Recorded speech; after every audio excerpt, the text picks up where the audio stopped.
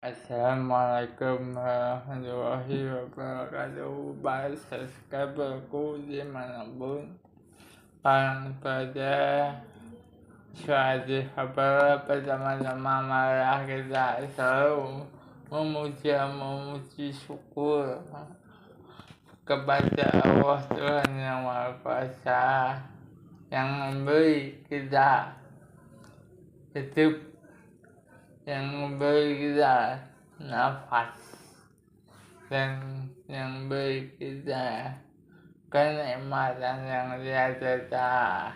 Kenikmatan itu berupa sehat, iman, Islam, dan nikmat-nikmat yang lain.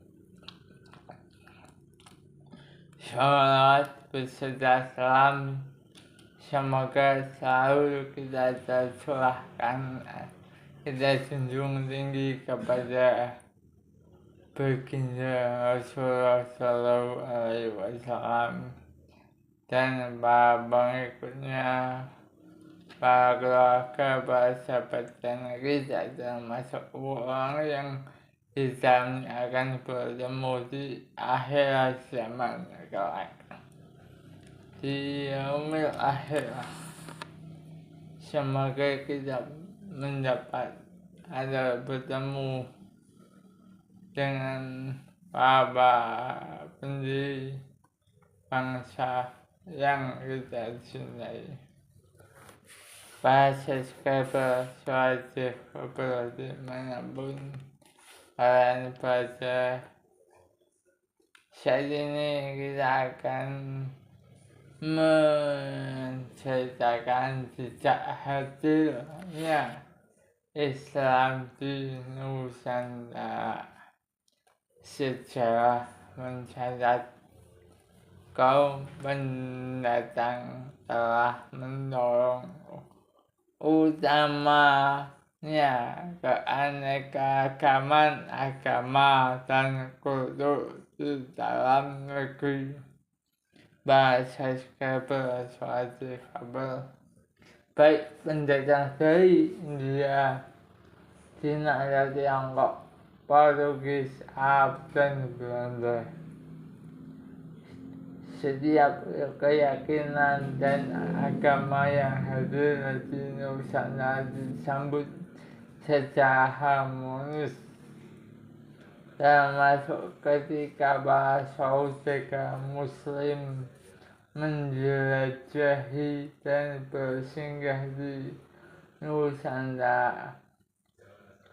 Sebelum Islam masuk di Nusantara, Hindu dan Buddha telah dibawa ke Indonesia sekitar abad ke-2 dan ke-4 Masehi. Ketika pedagang dari India datang ke Sumatera, Jawa, dan Sulawesi, Hindu mulai berkembang di Pulau Jawa pada abad ke-5 Masehi dengan kasta Brahmana yang memuja Dewa Siwa.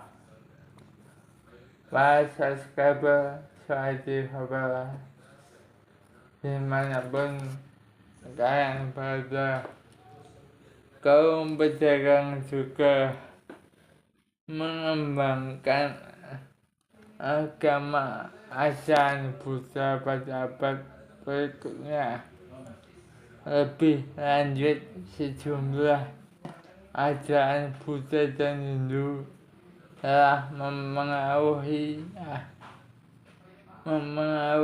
kerajaan-kerajaan seperti Kutai, Sriwijaya, Majapahit, dan Sailendra. Subscriber suatu kabar, sebuah candi Buddha terbesar di dunia, yaitu Candi Borobudur dan masuk yang sudah masuk penemuan candi terbesar di Indonesia yang diakui dunia, yaitu Borobudur yang terletak di Magelang, Jawa Tengah, telah dibangun oleh zaman Kerajaan Sailendra. Pada waktu yang bersamaan dibangun pula Candi Hindu Prambanan yang ada di Yogyakarta, daerah istimewa Yogyakarta. Puncak kejayaan Hindu Jawa, Kerajaan Majapahit terjadi pada abad ke-14 yang juga menjadi zaman keemasan dalam sejarah Indonesia. Sejurus dengan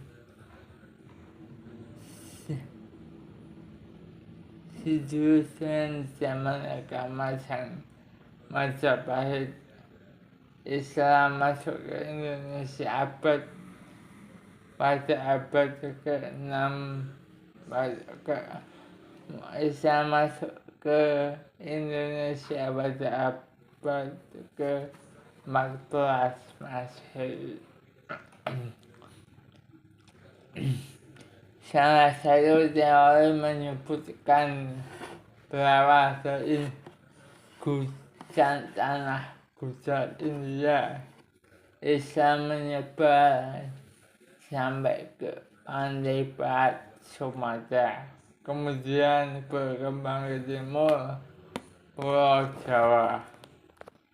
Periode berikutnya para subscriber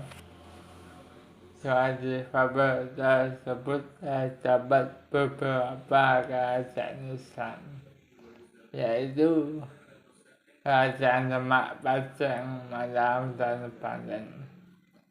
Pada akhir abad ke-15, sebanyak kerajaan Islam telah dibentuk. Setidaknya ada 5 versi terkait teori tentang masuknya ajaran Islam ke Nusantara beserta para pembawanya dan asalnya dari mana, yakni teori Arab Timur Tengah, teori Cina, teori Gujarat India, teori Persia Iran, dan teori maritim. Dari teori tersebut, teori maritim merupakan salah satunya teori yang menjelaskan bahwa Islam disebarkan oleh orang-orang Nusantara sendiri melalui aktivitas perayaan. Mereka kemudian memperkenalkan Islam di jalur perniagaan yang disinggahi. Ini terjadi pada sekitar abad ke-7 Masehi. Para subscriber Kursor difabel dan dimulai dari pesisir Aceh. Nusantara dimulai oleh orang lokal sendiri yang ulung dalam bidang perayaan, perdagangan. Mereka berlayar ke negeri-negeri yang jauh dan masuk ke wilayah asal Islam atau negeri yang sudah manut Islam. Berinteraksi dengan orang-orang di sana dan kembali ke tanah air dengan membawa ajaran Islam, kemudian disebarkan. Para subscriberku, suara difabel ini ada sejak di mana Islam masuk ke tanah Nusantara Indonesia pada masa kedatangannya dan penyebaran Islam di Indonesia. Terdapat beraneka ragam suku, bangsa, organisasi pemerintahan, struktur ekonomi, dan sosial budaya. Suku bangsa Indonesia yang bertempat tinggal di daerah pedalaman.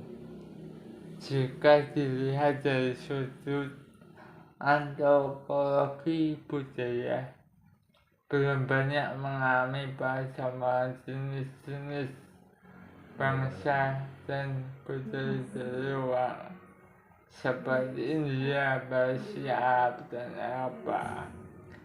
Struktur sosial ekonomi dan budaya agak statis. Bahasa berbuku suatu kabar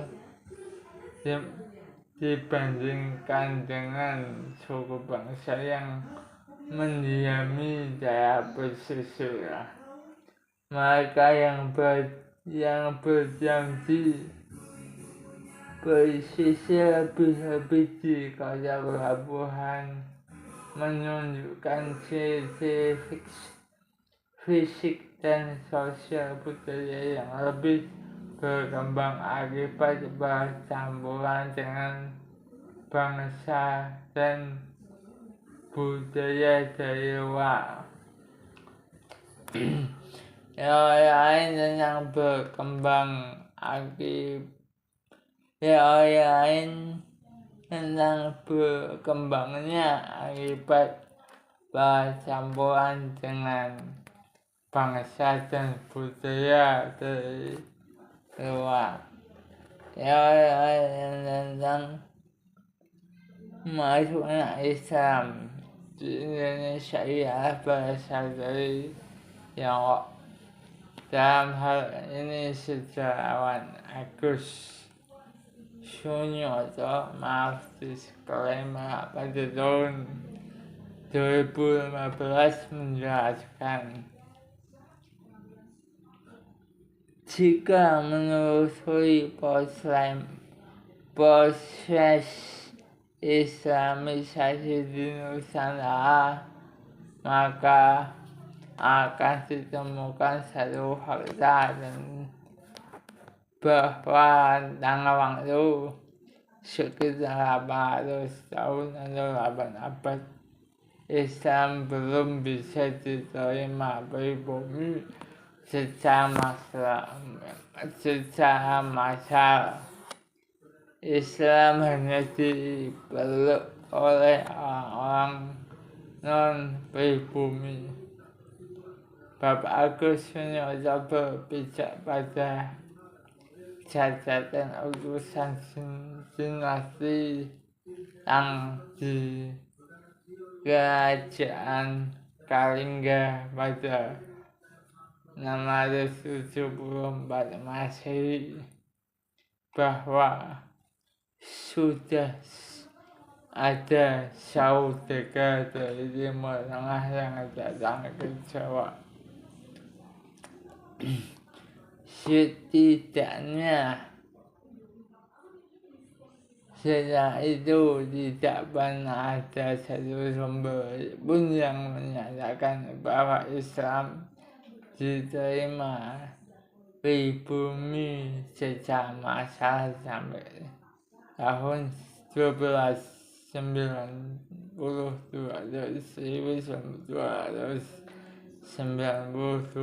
sebelum ada kerajaan Majapahit. Disclaimer, Pak Agus Sunyoto juga mengungkapkan bahwa Marco Polo ketika pulang dari Tiongkok lewat laut singgah di pelabuhan Perak, Aceh.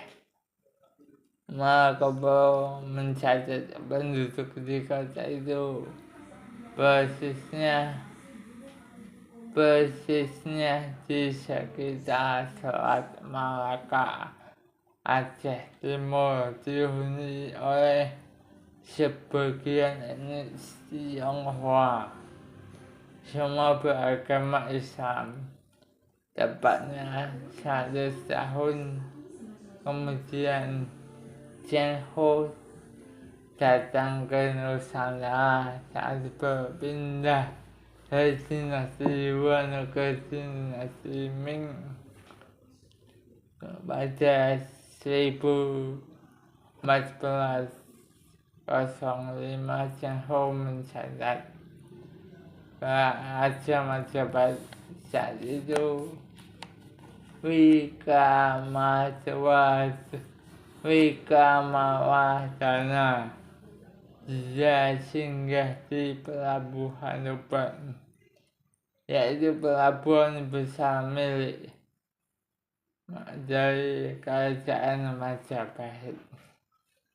Di situ dia menemukan etnis Tionghoa tinggal di sekitar pelabuhan.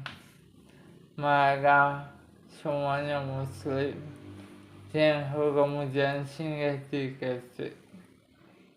Dan ada di Gresik ada 1000 keluarga Tionghoa yang semuanya Muslim.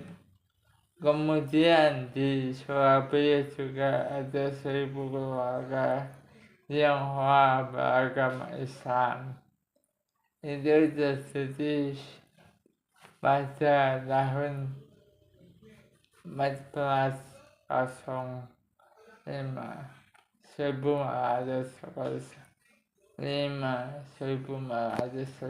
Masehi, ketika Komandan Cheng Ho pertama kali datang ke Nusantara. Dia sendiri balik ke Jawa hingga 7 kali. Kunjungan terakhir pada 1433 Masehi. Saat itu Cheng Ho mengajak jurnalis bernama Mahuan. Dalam catatan Mahuan di kota-kota pelabuhan mana utara Jawa dihuni 3 kelompok masyarakat. Pertama, etnis Tionghoa semua beragama Islam. Kedua, di barat yaitu Islam Persia yang juga beragama Islam. Ketiga, pribumi. Masih menurut catatan Mahuan,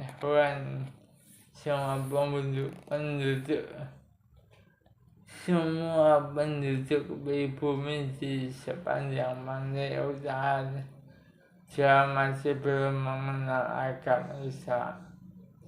Dan sempurnanya adalah para wali yang sudah mewarisi ajaran-ajaran yang luhur dari kesenian sampai politika. Demikianlah sudah selesai akhirnya. Kurang lebih maaf.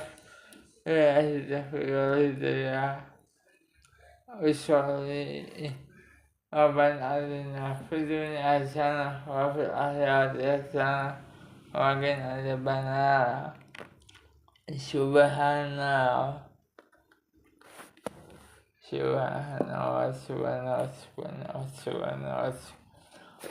Dan mohon dukungannya dengan cara like, comment, subscribe pada channel Suara Difabel. Akhir kata, wassalamualaikum warahmatullahi wabarakatuh.